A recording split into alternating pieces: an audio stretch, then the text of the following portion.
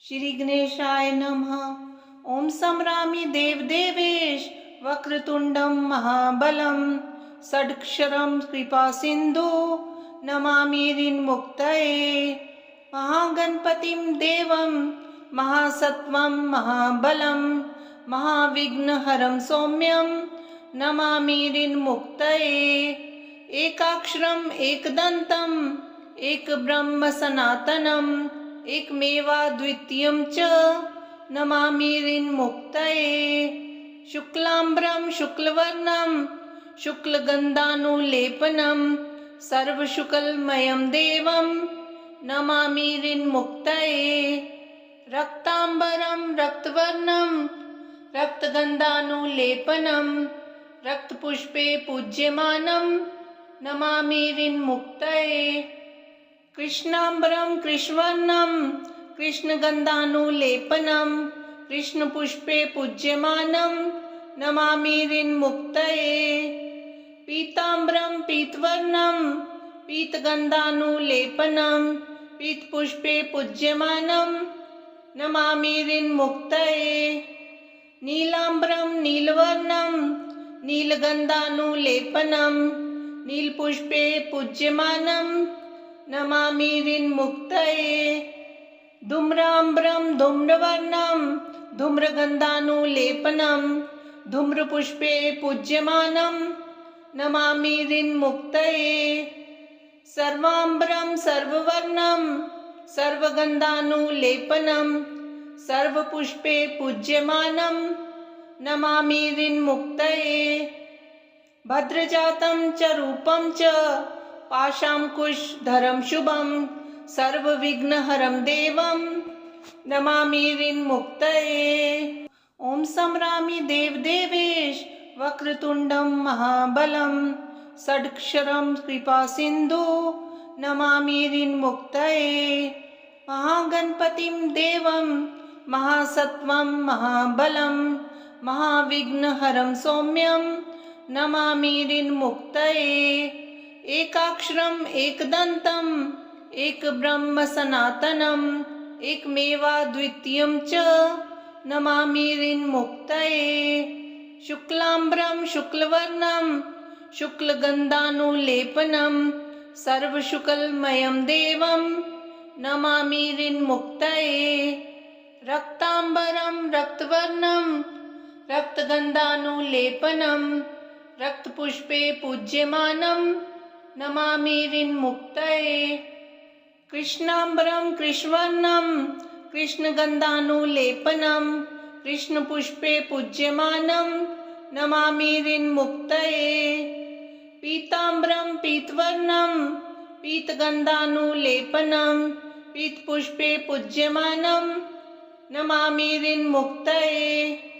नीलाम्बरं नीलवर्णं नीलगन्धानुलेपनं नीलपुष्पे पूज्यमानं नमामि ऋन्मुक्तये। धूम्राम्बरं धूम्रवर्णं धूम्रगन्धानुलेपनं धूम्रपुष्पे पूज्यमानं नमामि ऋन्मुक्तये। सर्वाम्बरं सर्ववर्णं सर्वगन्धानुलेपनं सर्वपुष्पे पूज्यमानं नमामि ऋन्मुक्तये। भद्रजातं च रूपं च पाशाङ्कुशधरं शुभं सर्वविघ्नहरं देवं नमामि ऋन्मुक्तये। ओम संभ्रामि देवदेवेश वक्रतुंडं महाबलं षडक्षरं कृपा सिंधु नमामि ऋन्मुक्तये। महागणपतिं देवं महासत्वं महाबलं महाविघ्नहरं सौम्यं नमामि ऋन्मुक्तये। एकाक्षरम् एकदन्तम् एक ब्रह्म सनातनम् एकमेवाद्वितीयं च नमामि ऋन्मुक्तये। शुक्लाम्बरं शुक्लवर्णं शुक्लगन्धानुलेपनं सर्वशुक्लमयं देवं नमामि ऋन्मुक्तये। रक्ताम्बरं रक्तवर्णं रक्तगन्धानुलेपनं रक्तपुष्पे पूज्यमानं नमामि ऋन्मुक्तये। कृष्णाम्बरं कृष्णवर्णं कृष्णगन्धानुलेपनं कृष्णपुष्पे पूज्यमानं नमामि ऋन्मुक्तये। पीताम्बरं पीतवर्णं पीतगन्धानुलेपनं पीतपुष्पे पूज्यमानं नमामि ऋन्मुक्तये। नीलाम्बरं नीलवर्णं नीलगन्धानुलेपनं नीलपुष्पे पूज्यमानं नमामि ऋन्मुक्तये। धूम्राम्बरं धूम्रवर्णं धूम्रगन्धानुलेपनं धूम्रपुष्पे पूज्यमानं नमामि ऋन्मुक्तये। सर्वाम्बरं सर्ववर्णं सर्वगन्धानुलेपनं सर्वपुष्पे पूज्यमानं नमामि ऋन्मुक्तये। भद्रजातं च रूपं च पाशाङ्कुशधरं शुभं सर्वविघ्नहरं देवं नमामि ऋन्मुक्तये। ॐ संरामि देवदेवेश वक्रतुण्डं महाबलं षड्क्षरं कृपासिन्धु नमामि ऋन्मुक्तये। महागणपतिं देवं महासत्वं महाबलं महाविघ्नहरं सौम्यं नमामि ऋन्मुक्तये। एकाक्षरम् एकदन्तम् एकब्रह्म सनातनम् एकमेवाद्वितीयं च नमामि ऋन्मुक्तये। शुक्लाम्बरं शुक्लवर्णं शुक्लगन्धानुलेपनं सर्वशुक्लमयं देवं नमामि ऋन्मुक्तये। रक्ताम्बरं रक्तवर्णं रक्तगन्धानुलेपनं रक्तपुष्पे पूज्यमानं नमामि ऋन्मुक्तये। कृष्णाम्बरं कृष्णवर्णं कृष्णगन्धानुलेपनं कृष्णपुष्पे पूज्यमानं नमामि ऋन्मुक्तये। पीताम्बरं पीतवर्णं पीतगन्धानुलेपनं पीतपुष्पे पूज्यमानं नमामि ऋन्मुक्तये। नीलाम्बरं नीलवर्णं नीलगन्धानुलेपनं नीलपुष्पे पूज्यमानं नमामि ऋन्मुक्तये। धूम्राम्बरं धूम्रवर्णं धूम्रगन्धानुलेपनं धूम्रपुष्पे पूज्यमानं नमामि ऋन्मुक्तये। सर्वाम्बरं सर्ववर्णं सर्वगन्धानुलेपनं सर्वपुष्पे पूज्यमानं नमामि ऋन्मुक्तये। भद्रजातं च रूपं च पाशाङ्कुशधरं शुभं सर्वविघ्नहरं देवं नमामि ऋन्मुक्तये। ॐ संरामि देवदेवेश वक्रतुण्डं महाबलं षड्क्षरं कृपासिन्धु नमामि ऋन्मुक्तये। महागणपतिं देवं महासत्वं महाबलं महाविघ्नहरं सौम्यं नमामि ऋन्मुक्तये।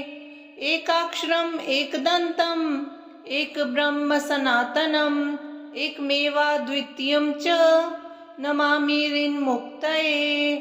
शुक्लाम्बरं शुक्लवर्णं शुक्लगन्धानुलेपनं सर्वशुक्लमयं देवं नमामि ऋन्मुक्तये। रक्ताम्बरं रक्तवर्णं रक्तगन्धानुलेपनं रक्तपुष्पे पूज्यमानं नमामि ऋन्मुक्तये। कृष्णाम्बरं कृष्णवर्णं कृष्णगन्धानुलेपनं कृष्णपुष्पे पूज्यमानं नमामि ऋन्मुक्तये। पीताम्बरं पीतवर्णं पीतगन्धानुलेपनं पीतपुष्पे पूज्यमानं नमामि ऋन्मुक्तये। नीलाम्बरं नीलवर्णं नीलगन्धानुलेपनं नीलपुष्पे पूज्यमानं नमामि ऋन्मुक्तये। धूम्राम्बरं धूम्रवर्णं धूम्रगन्धानुलेपनं धूम्रपुष्पे पूज्यमानं नमामि ऋन्मुक्तये। सर्वाम्बरं सर्ववर्णं सर्वगन्धानुलेपनं सर्वपुष्पे पूज्यमानं नमामि ऋन्मुक्तये। भद्रजातं च रूपं च पाशाङ्कुशधरं शुभं सर्वविघ्नहरं देवं नमामि ऋन्मुक्तये। ॐ संरामि देवदेवेश वक्रतुण्डं महाबलं षडक्षरं कृपासिन्धु नमामि ऋन्मुक्तये। महागणपतिं देवं महासत्वं महाबलं महाविघ्नहरं सौम्यं नमामि ऋन्मुक्तये। एकाक्षरम् एकदन्तम् एकब्रह्म सनातनम् एकमेवाद्वितीयं च नमामि ऋन्मुक्तये। शुक्लाम्बरं शुक्लवर्णं शुक्लगन्धानुलेपनं सर्वशुक्लमयं देवं नमामि ऋन्मुक्तये। रक्ताम्बरं रक्तवर्णं रक्तगन्धानुलेपनं रक्तपुष्पे पूज्यमानं नमामि ऋन्मुक्तये। कृष्णाम्बरं कृष्णवर्णं कृष्णगन्धानुलेपनं कृष्णपुष्पे पूज्यमानं नमामि ऋन्मुक्तये। पीताम्बरं पीतवर्णं पीतगन्धानुलेपनं पीतपुष्पे पूज्यमानं नमामि ऋन्मुक्तये। नीलाम्बरं नीलवर्णं नीलगन्धानुलेपनं नीलपुष्पे पूज्यमानं नमामि ऋन्मुक्तये। धूम्राम्बरं धूम्रवर्णं धूम्रगन्धानुलेपनं धूम्रपुष्पे पूज्यमानं नमामि ऋन्मुक्तये। सर्वाम्बरं सर्ववर्णं सर्वगन्धानुलेपनं सर्वपुष्पे पूज्यमानं नमामि ऋन्मुक्तये। भद्रजातं च रूपं च पाशाङ्कुशधरं शुभं सर्वविघ्नहरं देवं नमामि ऋन्मुक्तये। ॐ संरामि देवदेवेश वक्रतुण्डं महाबलं षडक्षरं कृपासिन्धु नमामि ऋन्मुक्तये। महागणपतिं देवं महासत्वं महाबलं महाविघ्नहरं सौम्यं नमामि ऋन्मुक्तये। एकाक्षरम् एकदन्तम् एकब्रह्म सनातनम् एकमेवाद्वितीयं च नमामि ऋन्मुक्तये। शुक्लाम्बरं शुक्लवर्णं शुक्लगन्धानुलेपनं सर्वशुक्लमयं देवं नमामि ऋन्मुक्तये। रक्ताम्बरं रक्तवर्णं रक्तगन्धानुलेपनं रक्तपुष्पे पूज्यमानं नमामि ऋन्मुक्तये। कृष्णाम्बरं कृष्णवर्णं कृष्णगन्धानुलेपनं कृष्णपुष्पे पूज्यमानं नमामि ऋन्मुक्तये। पीताम्बरं पीतवर्णं पीतगन्धानुलेपनं पीतपुष्पे पूज्यमानं नमामि ऋन्मुक्तये। नीलाम्बरं नीलवर्णं नीलगन्धानुलेपनं नीलपुष्पे पूज्यमानं नमामि ऋन्मुक्तये। धूम्राम्बरं धूम्रवर्णं धूम्रगन्धानुलेपनं धूम्रपुष्पे पूज्यमानं नमामि ऋन्मुक्तये। सर्वाम्बरं सर्ववर्णं सर्वगन्धानुलेपनं सर्वपुष्पे पूज्यमानं नमामि ऋन्मुक्तये। भद्रजातं च रूपं च पाशाङ्कुशधरं शुभं सर्वविघ्नहरं देवं नमामि ऋन्मुक्तये। ॐ संरामि देवदेवेश वक्रतुण्डं महाबलं षडक्षरं कृपासिन्धु नमामि ऋन्मुक्तये।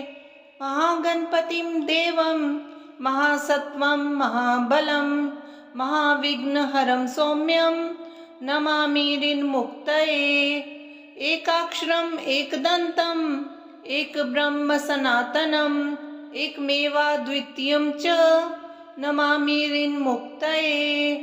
शुक्लाम्बरं शुक्लवर्णं शुक्लगन्धानुलेपनं सर्वशुक्लमयं देवं नमामि ऋन्मुक्तये। रक्ताम्बरं रक्तवर्णं रक्तगन्धानुलेपनं रक्तपुष्पे पूज्यमानं नमामि ऋन्मुक्तये।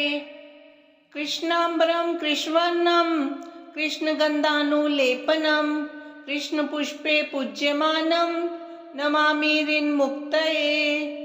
पीताम्बरं पीतवर्णं पीतगन्धानुलेपनं पीतपुष्पे पूज्यमानं नमामि ऋन्मुक्तये। नीलाम्बरं नीलवर्णं नीलगन्धानुलेपनं नीलपुष्पे पूज्यमानं नमामि ऋन्मुक्तये। धूम्राम्बरं धूम्रवर्णं धूम्रगन्धानुलेपनं धूम्रपुष्पे पूज्यमानं नमामि ऋन्मुक्तये।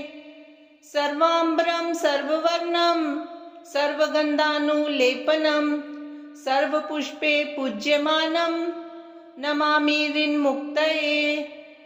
भद्रजातं च रूपं च पाशाङ्कुशधरं शुभं सर्वविघ्नहरं देवं नमामि ऋन्मुक्तये।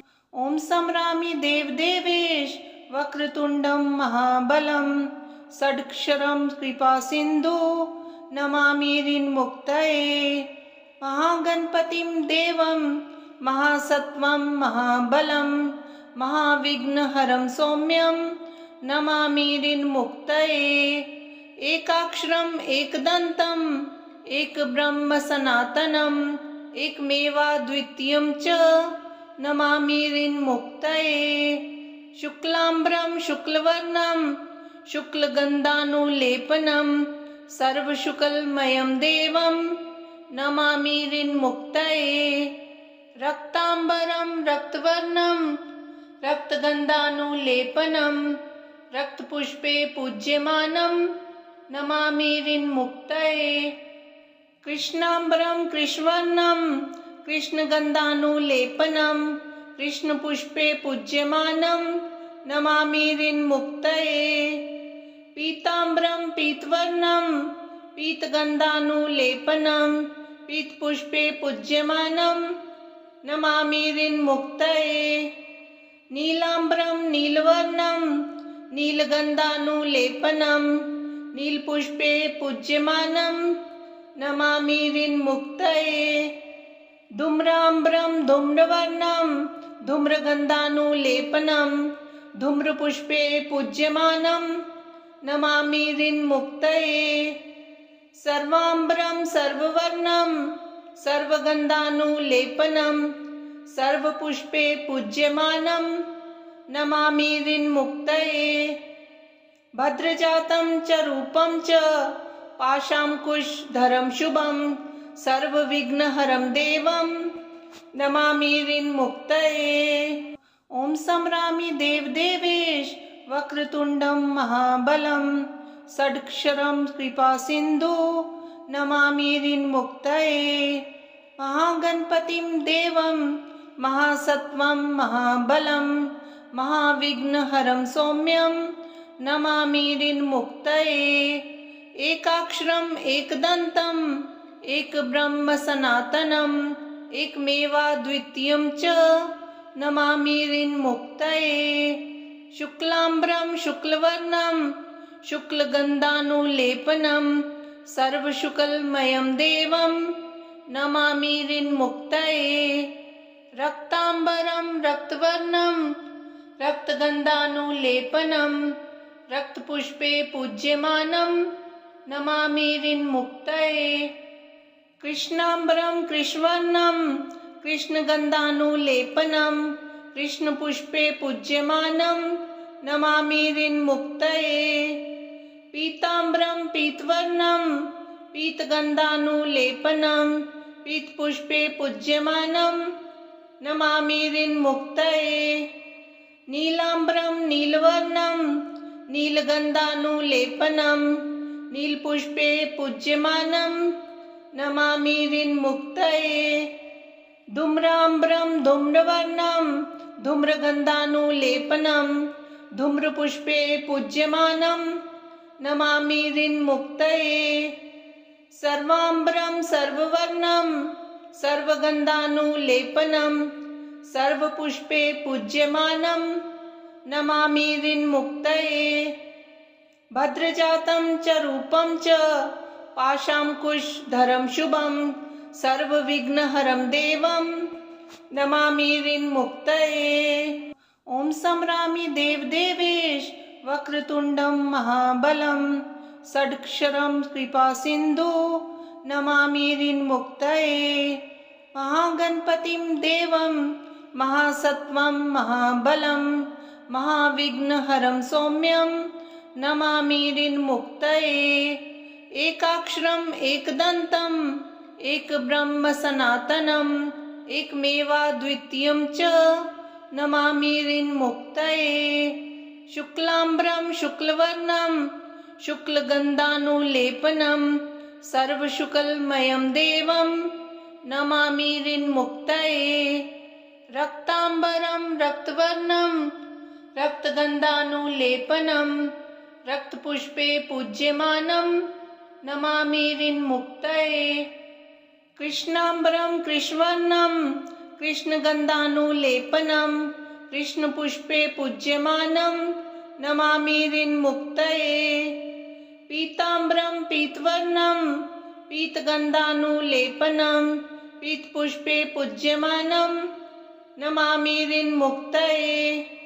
नीलाम्बरं नीलवर्णं नीलगन्धानुलेपनं नीलपुष्पे पूज्यमानं नमामि ऋन्मुक्तये।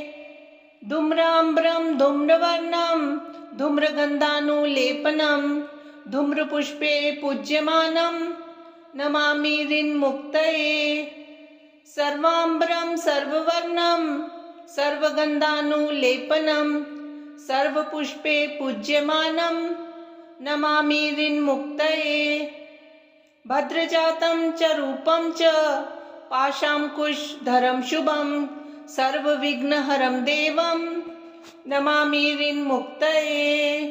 ये पठेत् ऋन्हरं स्तोत्रं प्रातःकाले सुधीनरः षण्मासाभ्यन्तरे चैव ऋणच्छेदो भविष्यति।